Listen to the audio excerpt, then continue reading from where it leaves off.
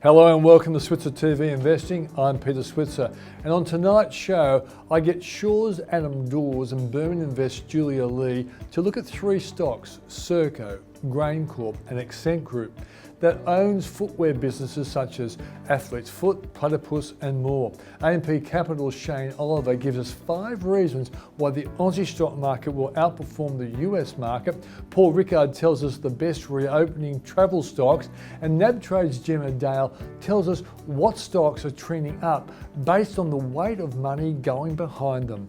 Now, without any further ado, let's cross to Adam Dawes to get an update on the market and one of the stocks he likes.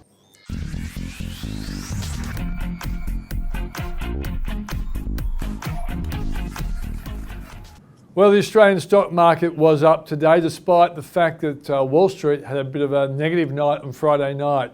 To talk about today's action and a few stocks that we're interested in, we have Adam Dawes from Shaw and Partners. Adam, thanks for joining us. You're welcome. How are you going today? Good, mate. And I was really happy our market was up. I did predict it this morning, so I'm glad I was right.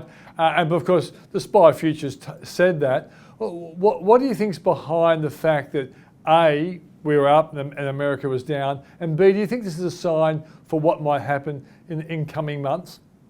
Yeah, I don't know if it's a sign for what's going to be coming. I think that 6,600 is going to be a big level for us to get through, and it's going to be a lot of traffic that's needed to go through there. And we got, I think, 5,993 or something. We were like 7 points off, I think, 5 points off that sort of magical 6,600, and then the market sort of just fell off from there and was able to stabilise to be able to still be in the green. But I think that the Australian market is going to struggle around this 6,600 to 6,800. I think there's going to be a lot of work for it needs to happen. A lot of people ask me about a Santa rally. I'm potentially thinking we've just had our Santa rally, and I think we'll end up the year still up, but well, not for the full year, but for the last 3 months we'll be up. But I think it's going to struggle to sort of keep that momentum going forward. Okay. The fact that we've done so much better with the management of the coronavirus, does that partly explain why we might actually do a little bit better than America over at least until the vaccine is clearly available? Yeah, look, absolutely. I think the confidence in our market and the confidence in our businesses in Australia, plus our commodities, have always maintained a really strong forecast, even through the bottom of the COVID, which is March 23 and going forward. So, yeah, I do think that we will come out of this a lot cleaner and a lot better. We've certainly seen some casualties around that, but our larger companies, the CSLs of the world, definitely keeping us up. Wesfarmers, Woolworths, Coles, BHP, Rio, they've all been really fantastic businesses. The oil stocks have been a bit, been hit and a bit battered around the edges, but it's our banks that are the ones that are now starting to fire, and they're the ones that are going to, if they continue to keep running, that's where we're going to see the uplift in our market and potentially get us out of this COVID environment. We know our housing market's always been very strong, and that was one of the first things that everybody thought would fall over, but it just hasn't, and it's continued to go from strength to strength. Yeah, okay. So one interesting area is that lately BHP and Rio have come off the boil a little bit. Do you think this is a buying opportunity if we believe 2020 is going to be a strong global recovery year? Yes, I think you've always got to look at the commodity or the underlying commodity for something like a BHP and Rio, and pretty much 95% of both of those, or sort of even 80% of that, is iron ore.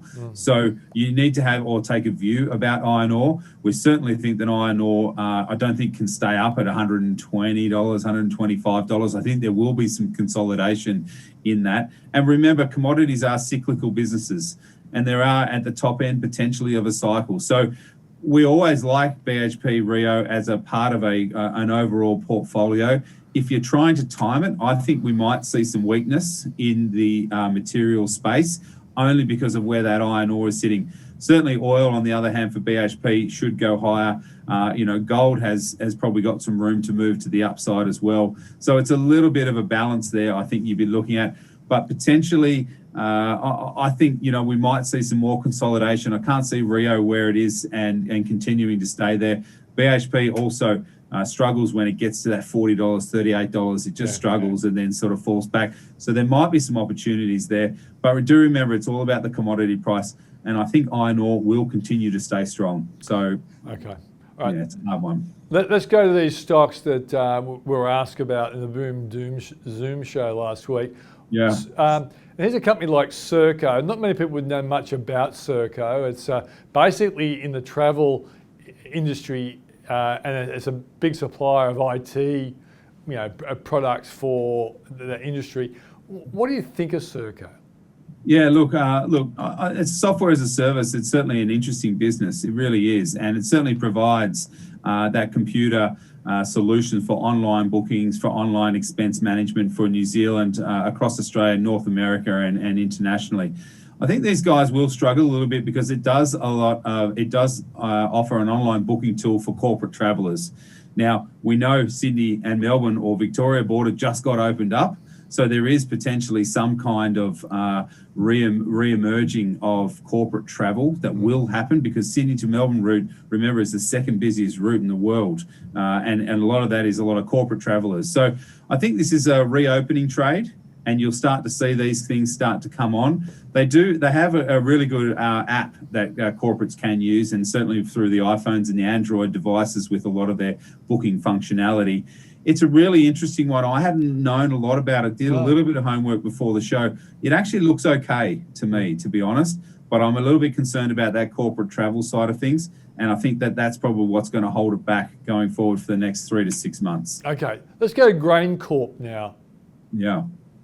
Interesting one, isn't it? I mean, it survived a takeover target many, many years ago, hasn't really sort of come back to any large degree for anything that I think. I think GrainCorp is an interesting one. I like the agricultural space. I like feeding the world. I think that is, and the food bowl theme, and GrainCorp would be my top pick in that, as well as AAAC, which is the Australian Agriculture Company, which is the live cattle. Both of those are sort of my top 2 picks in that space.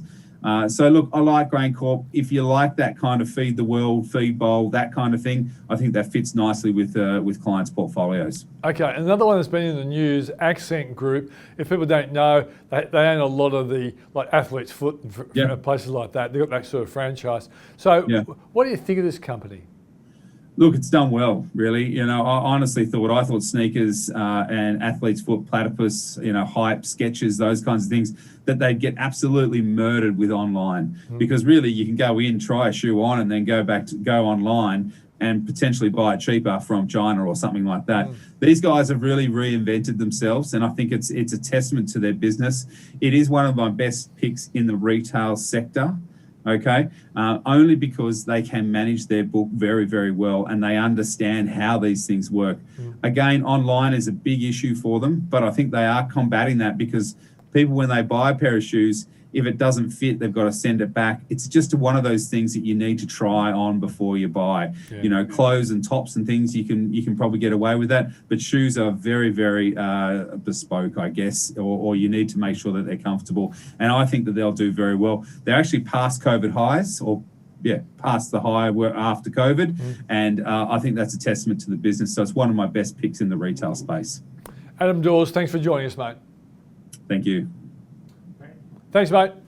This episode was brought to you by WCM Investment Management, a California-based global equities manager with an outstanding long-term track record. This chart shows the significant outperformance of WCM's quality global growth strategy over the past 1 year, 3 years, 5 years, 10 years, and since its inception.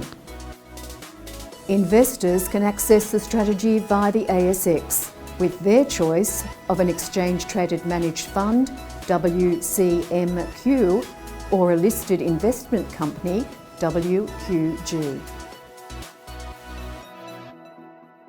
Julia Lee, thanks for joining us on the program. Great to be here, Pete. Okay, now I want to always know what your latest acquisitions for your fund might be, but Mesoblast has been a controversial stock that Julia Lee's been linked to. It's had a nice rise, up about 17% today. For people who've missed out on the reasons why it's bounced, can you explain to them what's going on? Sure. Pete, when looking at biotechs, usually it's a very long proposition until commercialization. So I'm usually not very interested until at least phase 3 results are due. So we did see some disappointing news with Mesoblast a couple of months ago around graft versus host and not getting that FDA approval. So they'll need to do probably a bit more work there. But there are some other catalysts for Mesoblast which are much bigger opportunities, and that's lower back pain as well as chronic heart disease. So watching the phase 3 results for those ones, but the reason why the shares have a rocket under them recently is because of that deal that they've done with Novartis. This is in regards to acute respiratory syndrome. So it's not including the graft versus host. So it's in ARDS. And look, that's an exciting milestone for them, and that will allow them to get to commercialization earlier as well. So it will initially be for COVID-19 because it is in testing phase at the moment, but that will be, I think, expanded to other acute respiratory disease syndrome. So looking at that, that's been great for the shares. The shares are up 18% on the market, and that follows the strong rise that we saw in Mesoblast shares on Friday as well. So, Julia, because it's in the respiratory space, and we know the coronavirus hasn't been great for lots of people's, breathing or whatever, is there any link there, maybe like residual respiratory problems and what the Mesoblast product can do? Sure. So the Mesoblast product is for people on COVID-19 who are actually on respirators. So it's quite a severe syndrome. When you look at acute respiratory syndrome, it's when your lungs are basically flooded. So there's a lot of volume in the lungs and it's very difficult to breathe. And in those type of scenarios, I guess it's very important to get oxygen, but also there's a high probability of death once it reaches that stage. So Mesoblast is used in that very acute stage, and they've saw some initial very promising results. So they are in a trial at the moment. They've passed the interim analysis stage, and we're now looking for that trial to continue on. Okay. And we should say to anyone out there, do not think this is the next CSL. It's a highly speculative stock, and CSL, I guess, was speculative when it first listed a long time ago, but do not think that we're saying this is a CSL waiting to happen. It's just a very interesting biotech stock. And what I've always liked about what Julia says, it at least is at stage 3 with many of their products. So it's closer maybe to a payday, but the word maybe was put in there. Okay. What other acquisitions have you added to your fund recently? Well, Pete, we've been having a fantastic month. I mean, the Australian share market is up more than 10% in November so far. So that's the best month that the benchmark ASX 200 index has ever had, as long as we manage to hold on to these gains. And for the All Ords, it's the best monthly performance that we've seen since March 1988. So our fund's done very well this month. We're up about 15% in the month to date. And look, our stocks are roaring ahead. Some of our best performers this month have been stocks like BlueScope Steel. Linus has done extremely well. We've been on the COVID-19 reopening trade with Flight Centre. But I guess more recently, we have entered into the energy space, and we've entered into a couple of stocks. One's Worley Parsons, which is a lower risk energy play because it provides services to the energy sector. And one of the things with oil prices at the moment is that we know at the moment COVID-19 cases are getting worse in the US. So that's not good for the outlook of oil short term, but it's the long-term outlook for oil with the reopening that's helping oil prices. So we've gone into Worley Parsons, and we've done extremely well out of that in the week that we've been invested. And Whitehaven Coal more as a seasonal play because it is the Northern Hemisphere winter and it's supposed to be a cold winter. So thermal coal is used for electricity, with Japan being Whitehaven Coal's largest customer. So I think seasonally we will see a recovery in thermal coal. In fact, thermal coal prices coming out of Newcastle at the moment are at a 7-month high. So we've started to see that recovery already. Okay, a few stocks from our Boom Doom Zoom show. We'd like to see what you think about them. Serco, what do you think of Serco? I think I've used Serco's product before. This is a travel booking business, and I've used it in the corporate space when I worked for an organisation. We made our travel bookings through Serco. But I guess it's more widely known because of its joint venture with Booking.com. So it owned half of Booking.com.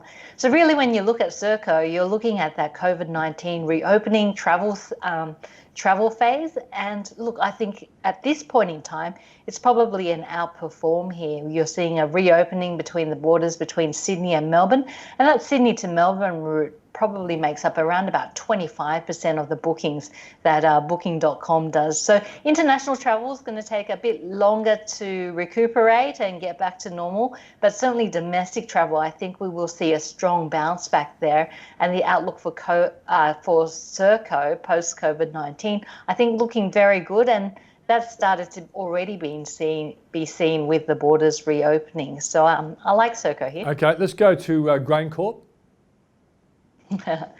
GrainCorp is one of these cyclical companies. When you have a look at agricultural stocks, they are tied to the season. And Australia is coming out of drought, and GrainCorp's coming out of a couple of really tough years. Now, the last financial result was still disappointing, but you still had the effect of the drought in there. And at the moment, you're seeing La Nina conditions, which is good news for a stock like GrainCorp because it means that there will be rain, so hopefully a larger crop as well. If we have a look at the winter cropping season, that's been very good, so that should flow through into this financial year. And I think this financial year is going to be a good one for GrainCorp as well as next financial year. So seasonally, the conditions are ripe. The cycle has turned. We've gone from being in drought to getting water, and that's great news for a grain handler and a grain company like GrainCorp. So looking here, I would say overweight on this one as well.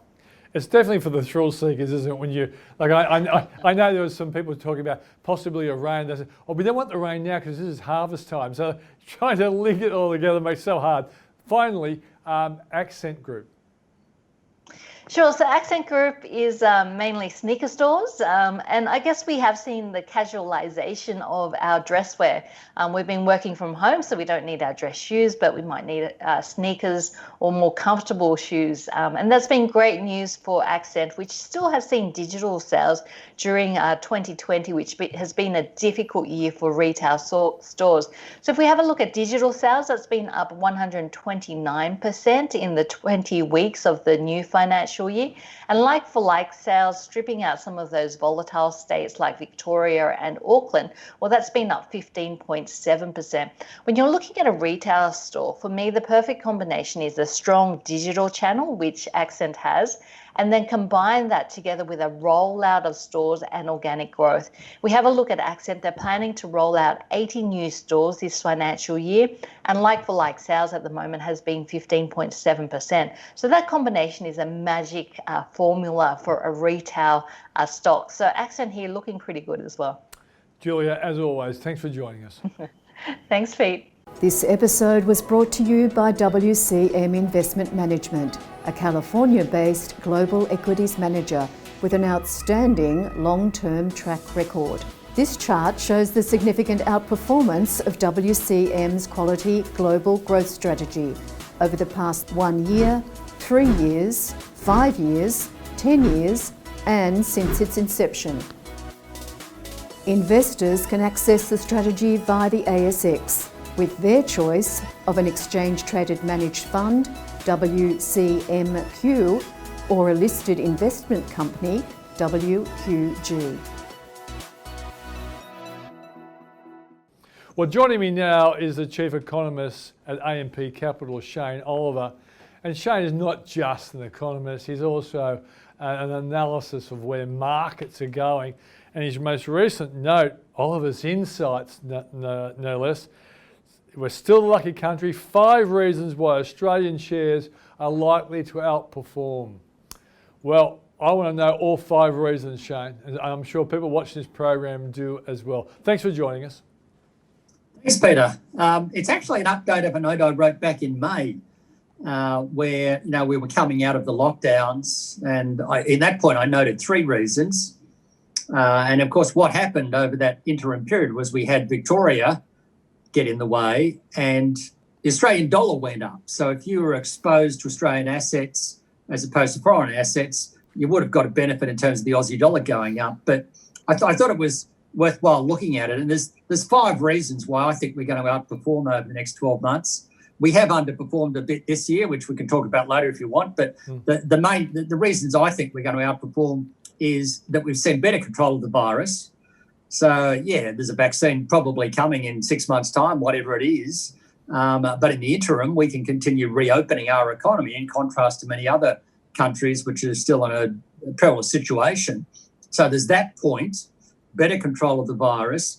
Secondly, we've got much better stimulus. If you look at stimulus in Australia, it's still getting rolled out. Look at the New South Wales budget last week, Victoria probably this week, federal budget back in October. Add them all up, we're currently running at 11% of GDP for this calendar year alone, and the government's introduced more stimulus for next calendar year.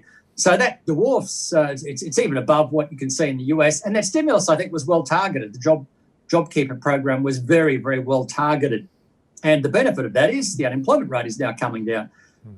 If you look at the underlying rate of unemployment as opposed to the official one, which is still a little bit distorted. Thirdly, like it or not, and you can debate this one all over the place, we have that exposure to Asia, to China. And that part of the world has controlled the virus better, and that part of the world is recovering faster. And the bulk of our exports go to that part of the world. Fourthly, the mining investment boom, which went bust sometime around 2013, that big bust is over. It weighed on the West Australian economy, weighed on the Aussie economy. Now we're starting to see mining investment pick up again. And very, very finally, the Aussie economy is a bit cyclical. The share market is a bit cyclical. We don't have the tech stocks to the same degree they have them in the US. We don't have the healthcare stocks. So that partly explains why we've underperformed a bit this year. But that cyclical rebound that I think we're going to see globally through 2021, I think that's going to benefit the Aussie economy via material stocks, financials, industrials, and so on. But that's also going to benefit the share market in a relative sense. So for those 5 reasons, better virus control, better stimulus, exposure to Asia, including China, pick up in mining investment, and benefiting from the cyclical global recovery through 2021, I think all those things will see our market outperform. Yeah, and so a lot of people have this general belief that we always follow the leader with Wall Street. What do you say to them about the history of that relationship? That relationship sort of works if you get up in the morning, as you and I do, we want to look at what Wall Street did, and that gives us some guidance as to what our market will do in the day. And you can look at the futures contract that gives you some guide as to how our market will perform. And most of the time, we take our lead at the open from Wall Street. But in terms of individual years and overall aggregate performance over the course of the year or even over a decade, we go through long periods where we can diverge. So we might follow the daily pattern, at least in the first few hours before other things come along. But if you look at it, for the year as a whole, the US share market, I think when I last looked, pretty good year so far, even though they dipped back in March, but it's ahead positive, whereas our market was lagging a little bit. And likewise, over the last 10 years, we've underperformed since about October 2009. And that was after a period of outperformance from about March 2000 up until October 2009. So we go through these longer term swings and roundabouts where we might outperform for a while because the resources boom was running hot, and then we go through periods where we underperform. So yeah, it's true. In the very short term, we do take a bit of a lead from Wall Street, but I wouldn't get obsessed with that. That's really day-to-day guidance as to how the market might go. It doesn't necessarily apply over the course of weeks or months or years or even decades. Now, I know when you go to dinner parties, if you're allowed to go to dinner parties with social distancing, people will often ask you questions about what's going to be interest rates. I get this all the time myself. And one thing a lot of people keep asking you, keep coming up, is they keep saying, what about the fiscal cliff after March with a job? Well, what's your take on the severity of the fiscal cliff?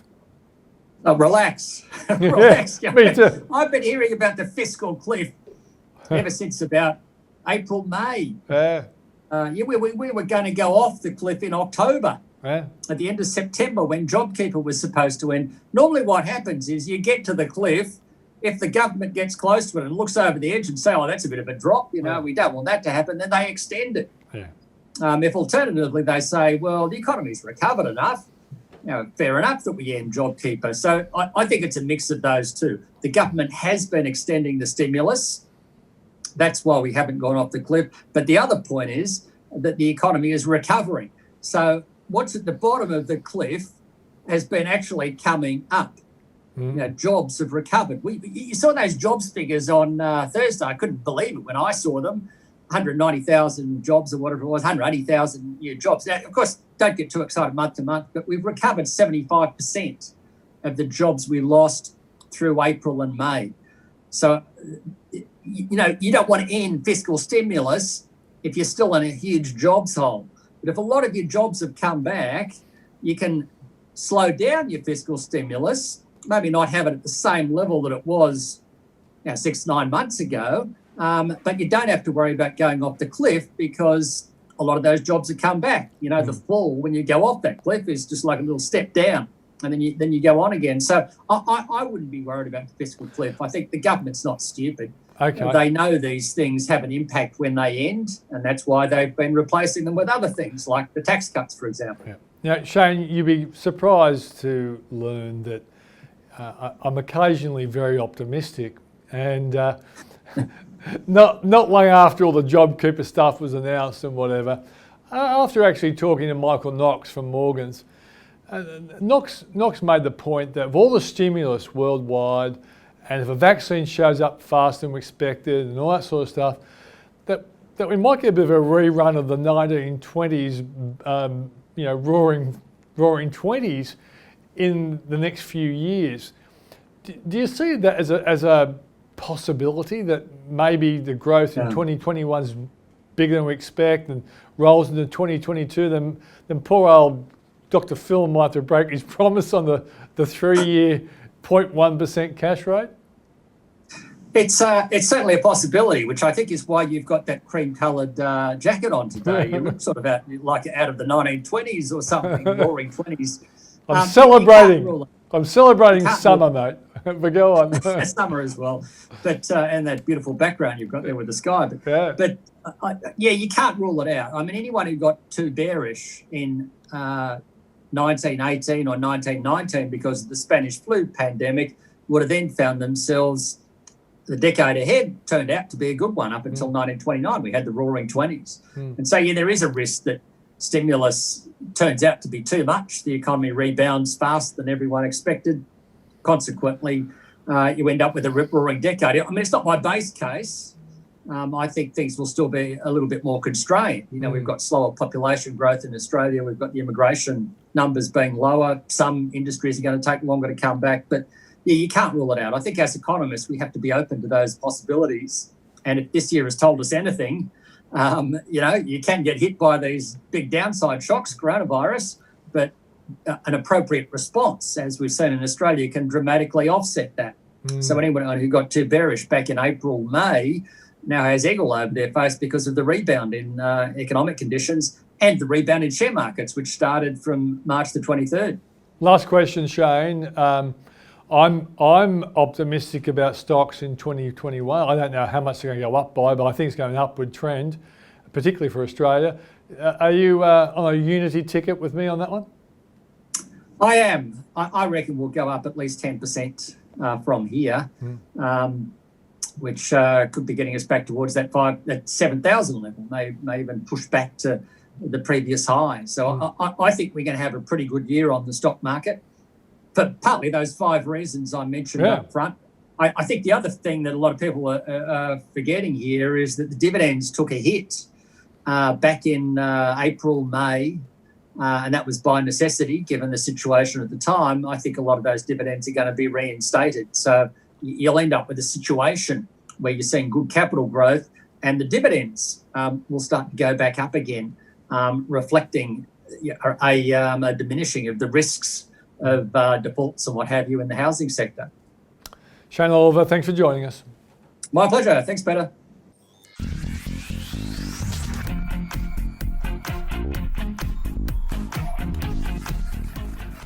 Well, the reopening trade following the great news in relation to vaccines has really helped some stocks that are exposed heavily to the reopening trade. But the question is, have they gone too early? Are they overbid? Or are they really good value? To talk about these sort of stocks and others, we've got Paul Rickard from the Switzer report. Paul, you've always said Qantas is the best bet because why?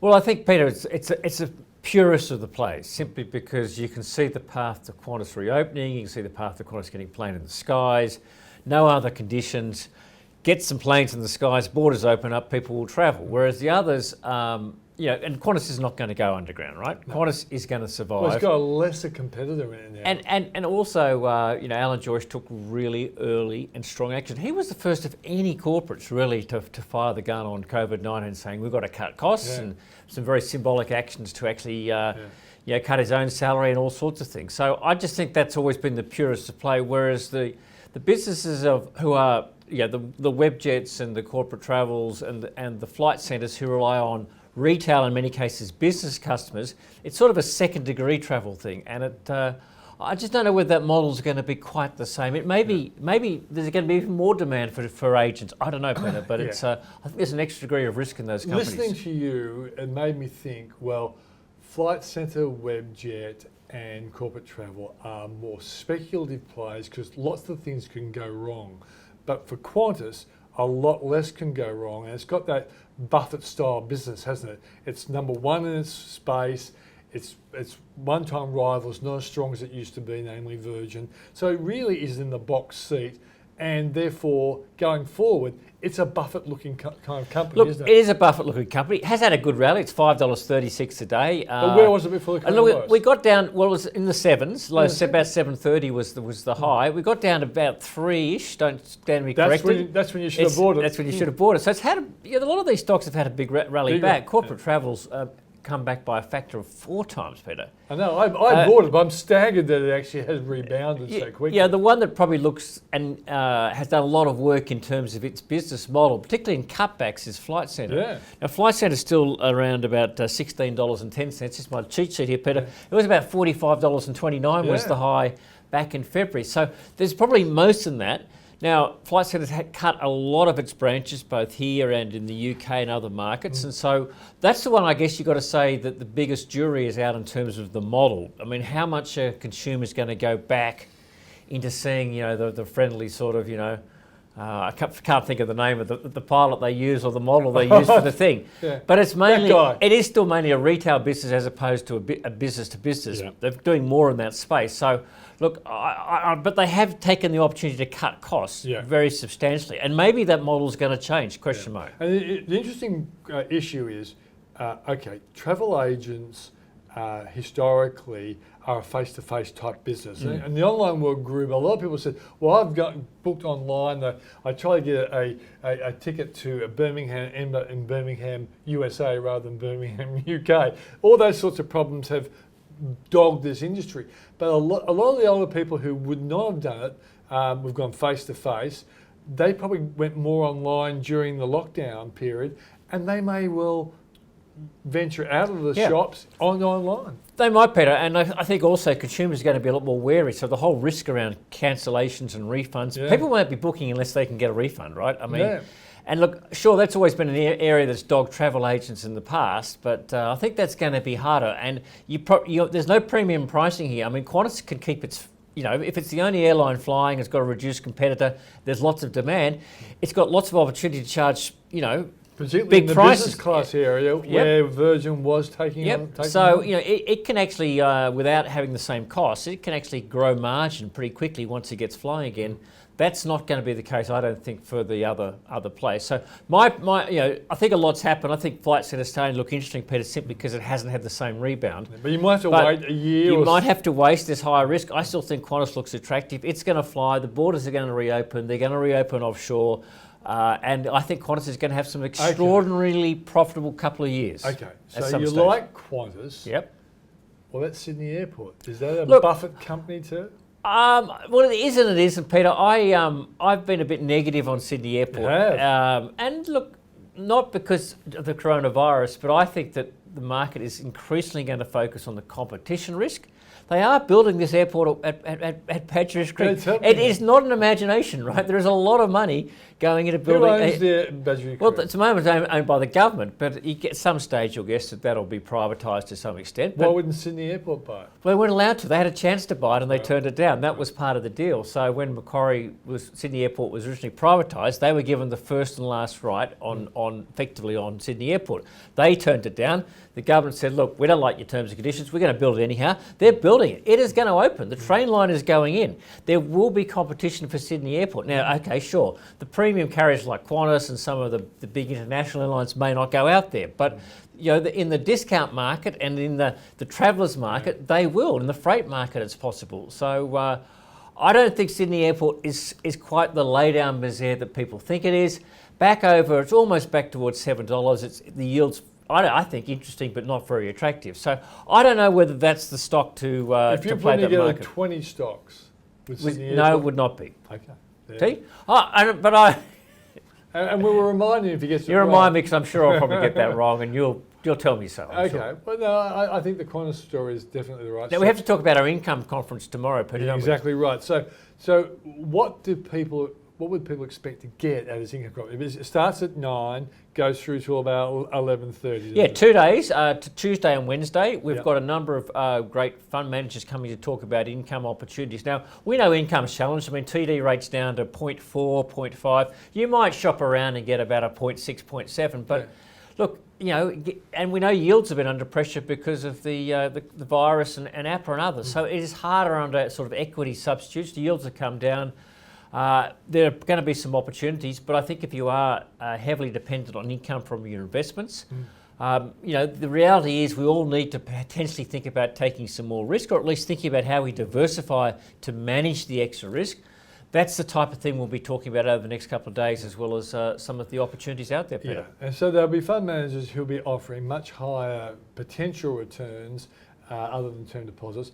They will be more risky because by definition they're not government guaranteed. But at least if you see the full gamut of possibilities out there, you may well be able to get a diversified portfolio of different assets that will deliver income over time. Yeah, and those axioms, don't put your eggs in the one basket. The more risky it is, really, the less arguably you should be investing, and the more you need to diversify, because we know, that term deposits, you get all your money back, but sometimes with investing, you don't, and you're going to lose your capital, and that's what it's important to understand that. So if you are going to go up the risk curve, and we haven't got super risky things, but we do have a variety of risks.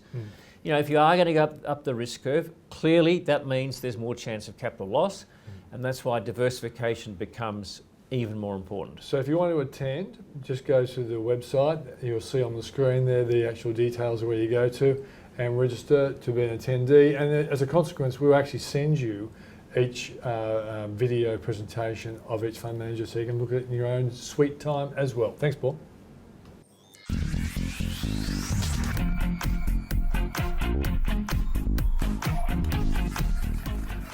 It's been an eventful time for the stock market, with the market actually closed last Monday.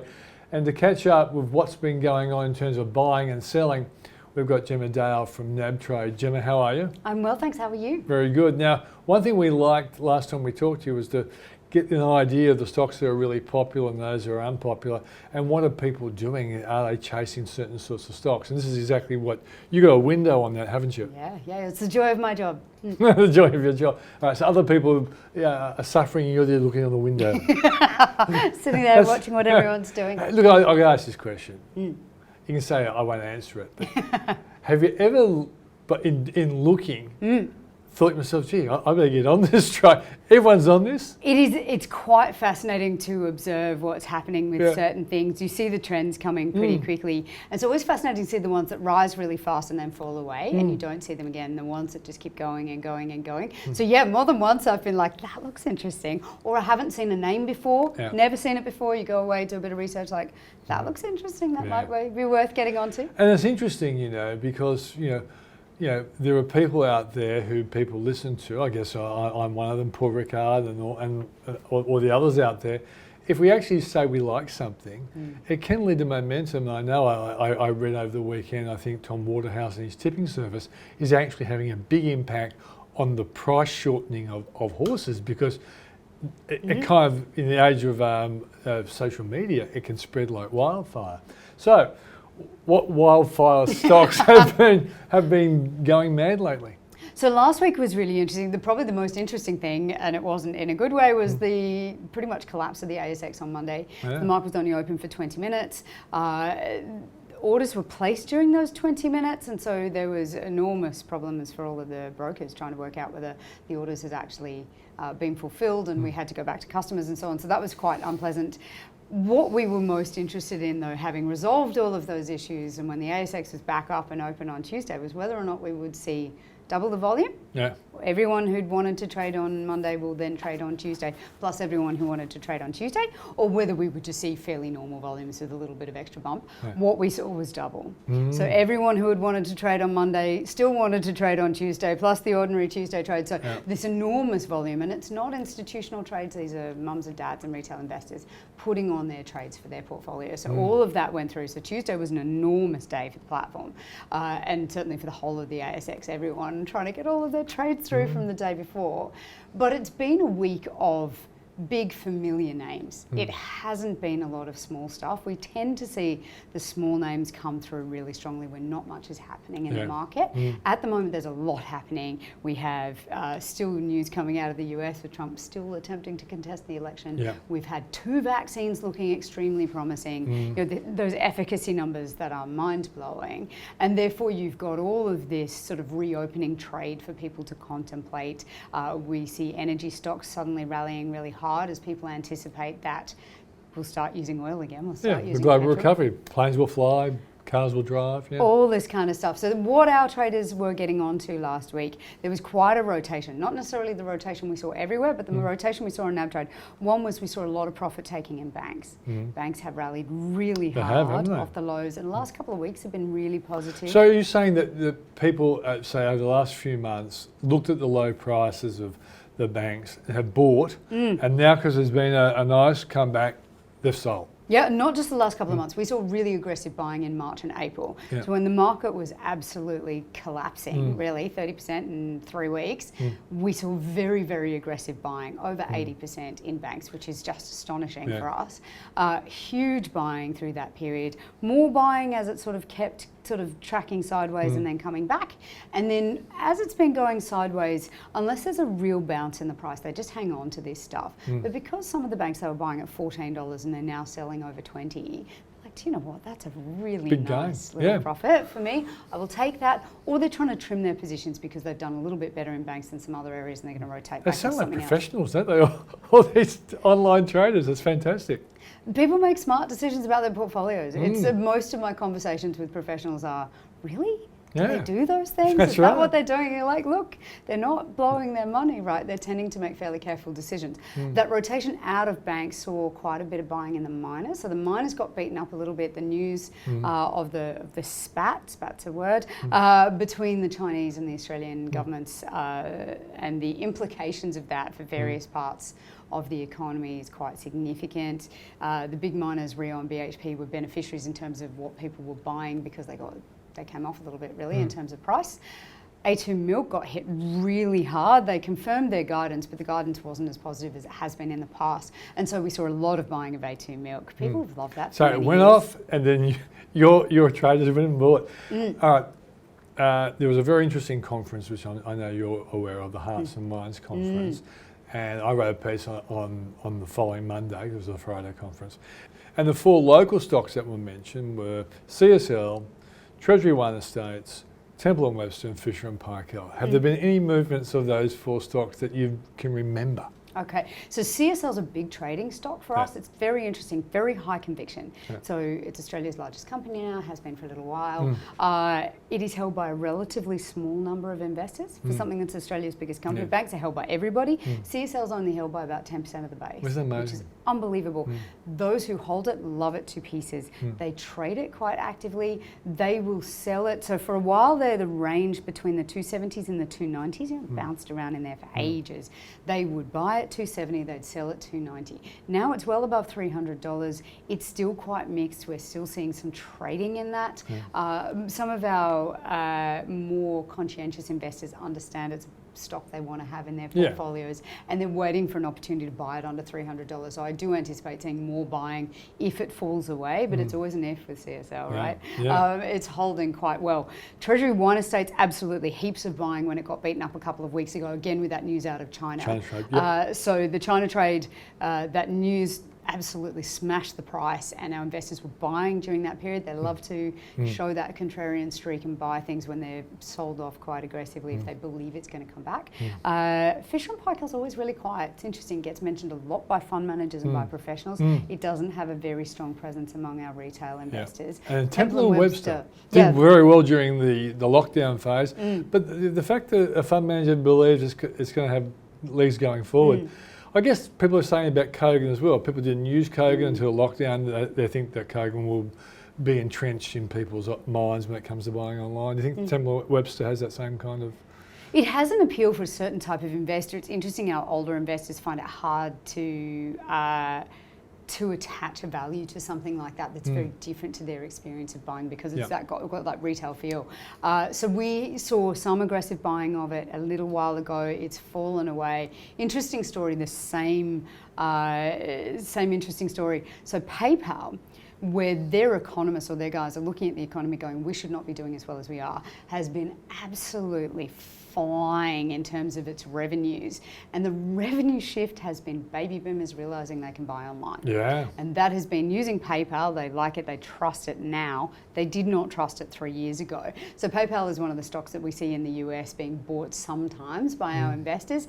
And PayPal themselves are going, it has not been the broader economy doing terribly well. It has been a shift in the demographic who are happy to use us. So Temple & Webster may be the same as baby boomers become more familiar with the idea of buying online. For something like furniture, which has obviously not been more of an experiential purchase. What have been the few foreign stocks that have really been bought by Aussies?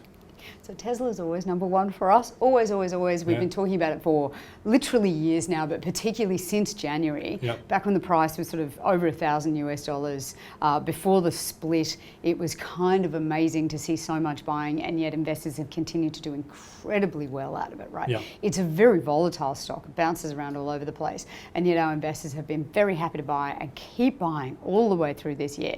We saw the run up in September with the expectation that it would join the S&P 500. And this is just astonishing news where you consider that it is going to enter in the top 10. To have a stock enter the S&P 500 in the top 10 means all of the ETF providers and all of the index providers have to buy it. It's something over $10 billion worth of trades that will have to be placed in the next quarter once it enters. Now, it didn't get put in September, which shocked a lot of people. They also had the stock split at the same time. Stock split shouldn't drive the price, but did. Interesting retail behaviour in the US there. I think that it was driven a bit by Robinhood investors. So we saw this run up. It didn't make it into the S&P 500. There was a 10% sell-off in the aftermarket that particular night that the news came out that it wasn't going in. And the S&P doesn't give any explanation at all about that. Our guys bought it hand over fist with that, with that little sell-off. They were very happy to buy it at a discount. They've been holding it. And with the news that it is likely to go in this time, very happy. What about Zoom? Zoom was big on reopening, on stay at home, lost a bit when the reopening trades seemed to go. Have people bought Zoom on the sell-off? Zoom's been bought throughout the year. Obviously, it's an experiential trade for a lot of our investors. They use it now professionally and in many other ways. So they know what it is and they know how it works, and they can obviously see how incredibly broad the take-up has been and how quick. It hasn't been a much loved stock. We haven't seen the passion for it that we see for Tesla. What's been really interesting in the last week with the reopening story is the actual purchase of energy stocks. So we saw Exxon and Royal Dutch Shell and the kind of stuff that we don't see our investors buy. Mostly they've got this enthusiasm for electric vehicles and for sort of newer, more efficient technology. But they did swing back to oil and to the reopening trade that says, those energy stocks have to come back. They've been beaten up too much. Money does speak a lot of languages. Many. Gemma Dale, before we go, people might wonder, why are you wearing a T-shirt that says NAB Trade, Charity Trading Day, 26th of November? So my favourite day of the year. This Thursday, so Thursday, 26th of November is Charity Trading Day. NAB Trade will give 100% of its brokerage to charity on Thursday. The charity this year is Rural Aid a specific initiative of theirs which they've launched for youth mental health for kids in rural areas who've really struggled this year. A lot of them have been sent home from boarding school, they've been through the drought and the bushfires and everything else. It's been a really rough year. So we give 80% of our brokerage to Rural Aid for that initiative. On Thursday, every dollar that you trade, that brokerage will go to charity, 80% to Rural Aid and 20% to the ASX Refinitiv Foundation, which is a whole variety of different charities. Okay. So what you're saying is you're watching this and you either do trade with NADtrade or you don't. You start on Thursday and you put a lot of money in there because it's going to go to a big course. I do, honestly, for someone who watches the market, I shouldn't be saving my trades for a specific day, but I like to save them for Thursday because you know you're doing good. Okay, Jim and Dale from NADtrade.